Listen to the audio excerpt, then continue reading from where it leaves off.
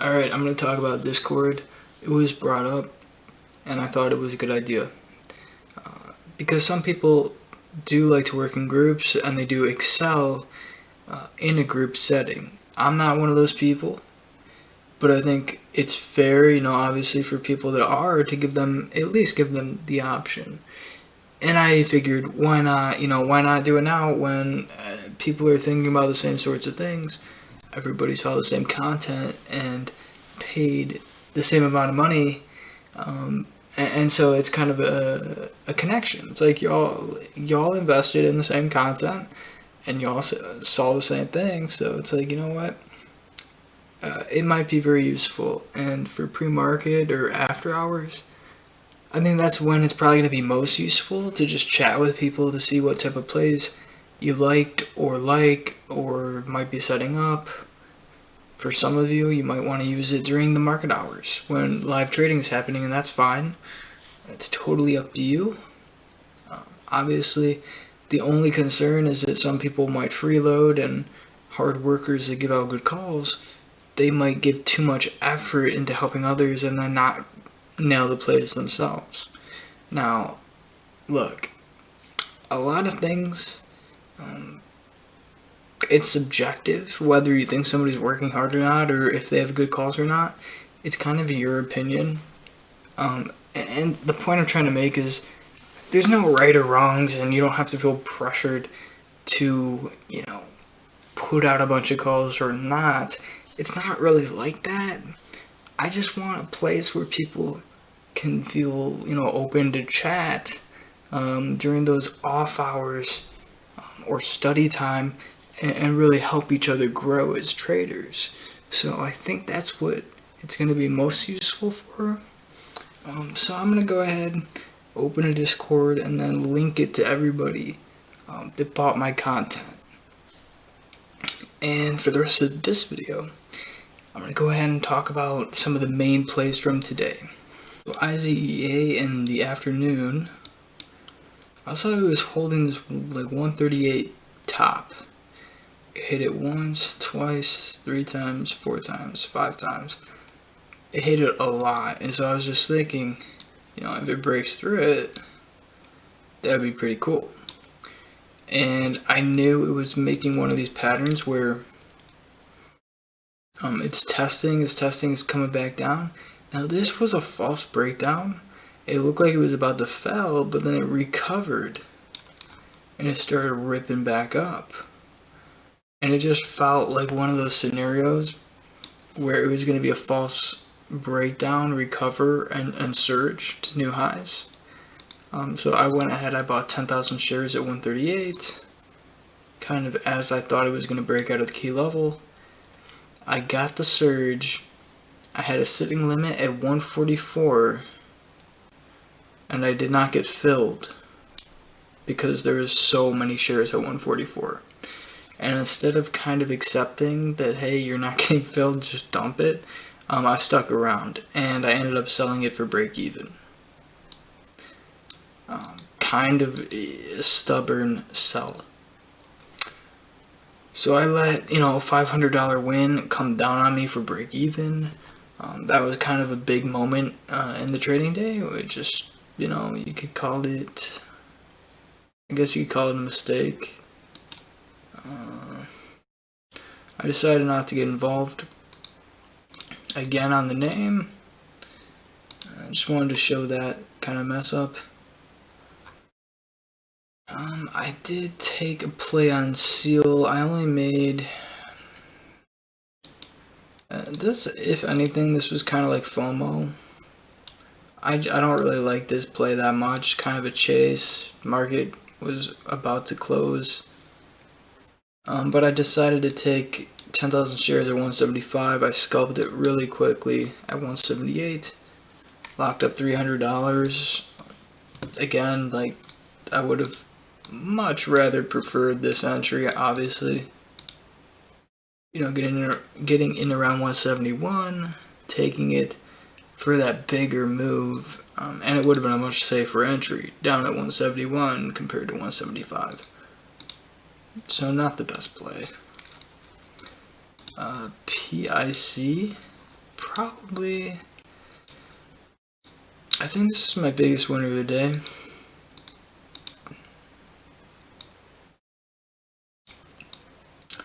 Again, it was the same thing as IZEA. It was a false breakdown, and then it surged back into range, and I anticipated it was going to reverse and make new highs. So I went ahead and bought 2,000 shares at 1905. I sold it at 1940 when it fell and started to come down. This one, I did a much better job at just accepting that it was weak and cutting it. IZEA, I made a huge error. This one, I correctly analyzed the weakness. I cut it for a $700 win. So I really love this play. I think it was my best play of the day. It had a lot of potential. You know, when I first bought it, I was thinking maybe I could sell it in the low 20s. But, you know, just wasn't that strong, and I had to cut it. And then I went ahead and bought this right here. Okay. I believe I bought in 1948, anticipating. Again, this is TA. It's not the best. It's definitely something I'm only playing because I have the experience to do it. If I was a newer trader, I would probably just stay away from it. But, you know, I felt like it had a solid setup. It could have exploded. What ended up happening is, you know, I basically told myself, look, either it's going to surge into the $20 test, like basically right away, or you're just going to have to get rid of it. And I certainly expected it to at least get into the 1980s. But it got stuffed by a 1980 wall, and then it just came down really hard to 1960. And, you know, it's like, you know, my entry is really not that far away from that, and it just felt weak to me. I mean, you gotta take a look at this. Take a look at all this volume that surged into this area, and it got stuffed. It like couldn't break out properly. Given all that volume, I just felt like it could do more.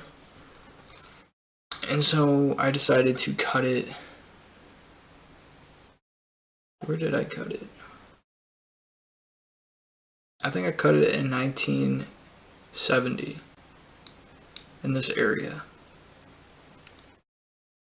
So I made an additional $400 on this. So I made $1,100 on this ticker for the day. So probably my biggest two plays of the day, or the best ticker of the day, was PIC, certainly. Or maybe not. There's one more.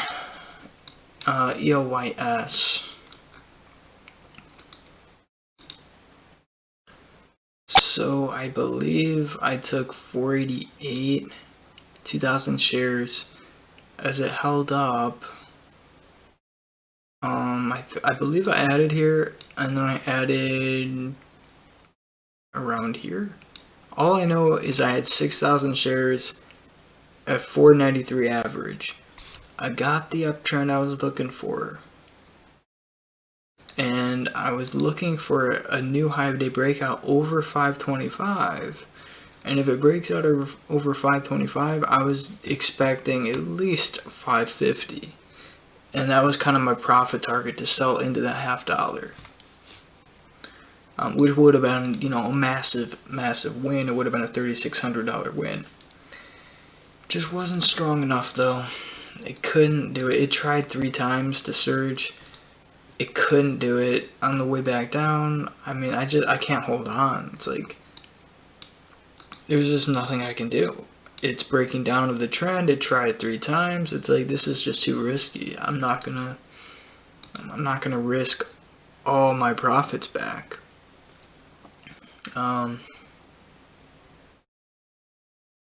Because that was a good win. Let me see.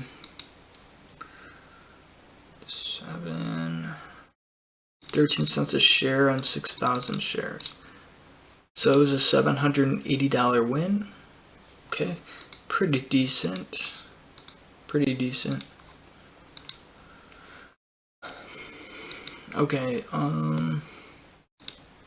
and I just want to talk about this real quick and just go over some details. So I've been, trying to actually play this pattern on some tickers recently, and of course the ones I've played haven't done anything. But you look at NAS, and it broke out of the multi-month triangle. Really healthy consolidation, higher lows on the long-term chart. It's a former runner. It's a really low float. I don't really know industrials. I have no idea what this company does, but as long as you got a former runner breaking out of a long-term time frame trend, it can do really explosive things. And this had a massive move today. So I did not see this perk. It happened about 5 minutes before the market opened. I kind of already had my entire watch list ready to go, and I was already trying to focus on the plays I was going to, to watch. I didn't see a perk on any scans. So I missed this pre-market perking. Even if I would have seen it, it would have went on my watch list. So, and maybe that's not true. Maybe I did have it up. But either way, I got distracted. Something happened where I missed this, basically the pullback. It holds higher lows. It reclaims VWAP, right? And then you get a really nice curl. And this is like the best, just a beautiful, beautiful setup for the curl to test these pre-market highs and maybe get a breakout. So the entry zone would be in, if you're really sharp, you could certainly take a starter at 291, risking something like 285. And then once it starts to curl, you can definitely take like 296, 297. Probably just want to risk that key 287 area. And look at the risk reward on that. It goes from 3 surges, finds a halt, it resumes, surges. I'd probably be selling out of the halt at around 450. It's $1.50 a share on something that had less than 10 cents risk. Just an absurd play. Now, I did not realize how good this could be. This is one of those scenarios. I was actually closed-minded today. I was not open-minded. I saw these things forming. And instead of playing them, I assumed that they were done and couldn't recover. Never make assumptions in trading. Assumptions aren't logic, it's just your emotional thoughts of what you feel. And I should have looked at the logic, which is clean volume wash, was in a nasty downtrend, found a horizontal. It's making a nice ascending triangle here. Super low volume, but who cares? It's like you might not be able to anticipate the perfect entry. But certainly you could hop in the 320s risking 5 cents or 10 cents. And if you're right, it has like, $2.50, $2.70 of peak upside. The risk reward was just insane. Again, it's set up again, and I wasn't willing to take it. I was like, this TA is weird. I don't want to play it. Like, what do you mean? Perfect descending volume. Good enough wedge to certainly just take a shot at 375, risking 370. It's 5 cents a risk. $1.30 upside on 5 cents a risk. So if you really want to know the story of today, I was just stubborn. I was closed-minded, and I still made 2,000 because that's how good the market is right now. You can trade awful and still make 2,000 once you get to the level that I'm at, because the market provides a lot of opportunity throughout the day. Let me tell you something, a little secret. It's not a secret, but I'm going to say it. If you want to make mistakes in trading, you want the mistakes to be opportunity cost. You don't want the mistakes to be downside cost or red. You don't want the mistakes to be red trades. You want the mistakes to be opportunity cost. So I will give myself credit where credit is due. I didn't chase. I didn't revenge trade. I kept, I let the singles add up. I made $2,000. I didn't give away my money back on stupid trades. I stayed composed. I said, okay, I messed up. Opportunity cost of not getting involved in these things was insane. But don't make a bad situation worse. Don't make stupid trades if you miss good trades. It's not a secret. It just takes a lot of time to develop the discipline to just be okay with the fact that you missed some really great plays. Say, okay, who cares? Really nice setup. I can learn from it. I learned from it. I'm not going to revenge trade it. It's what it is. Alright, that's enough for this video. Just wanted to do a quick recap, oh, well, the point of the video really was the Discord chat. So, yeah, I'm going to link that in the email right now. Alright, see you.